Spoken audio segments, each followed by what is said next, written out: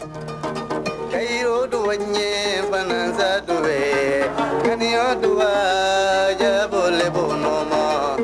music, bright colors, and beauty of the Ivory Coast are a tapestry bound together by the thread that winds through the country's cities, towns, and villages, the West African women. They are so much a part of survival here. Women farm most all of the food crops while raising their children and caring for their husbands. Still, many are not allowed to own property, travel, or open a bank account without their husband's permission. But work being done by Arkansans here is helping to change the way Ivoirians think.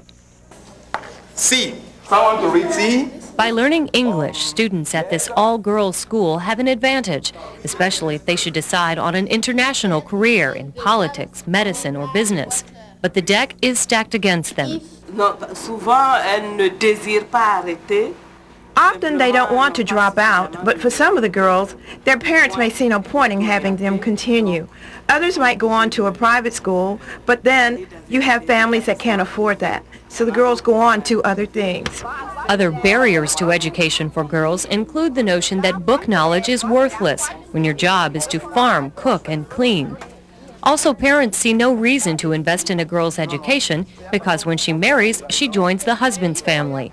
And third, location. All girls' schools are few in number, but some social customs require them. Abidjan is home to the largest university in the country. Many girls dream of coming here to further their education.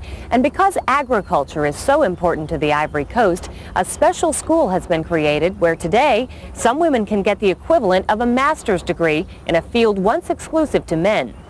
The School of Agronomy in Yamoussoukro attracts the brightest and best students from the Ivory Coast.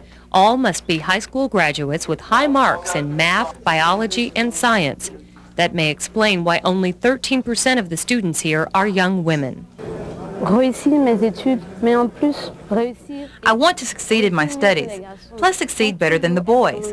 When we are in the class, we as girls try to show the boys and our parents in the village that a girl is able to be confident in school and that girls have great strength. They may be small in number, but females here are plowing over traditional stereotypes in order to chase their dreams. An American-made John Deere tractor costs about $200,000 in West Africa. These young women are forming a group to someday buy one as a co-op. Their efforts are a driving force behind Arkansas-based Winrock International. As the Western Regional Coordinator, BONI keeps Winrock aware of the progress made in educating African girls. REINE is a graduate of the School of Agronomy and a role model for girls like KONE. In order to get more women in higher position, we need to get a lot of girls in education. These women are members of AOLE, or African Women Leaders in Agriculture and the Environment. With guidance and funding by Winrock International, they are making African women aware of leadership workshops, new laws, and better farming methods. In our commission, we try to identify the groups that need us most, those who need the assistance of AOLE.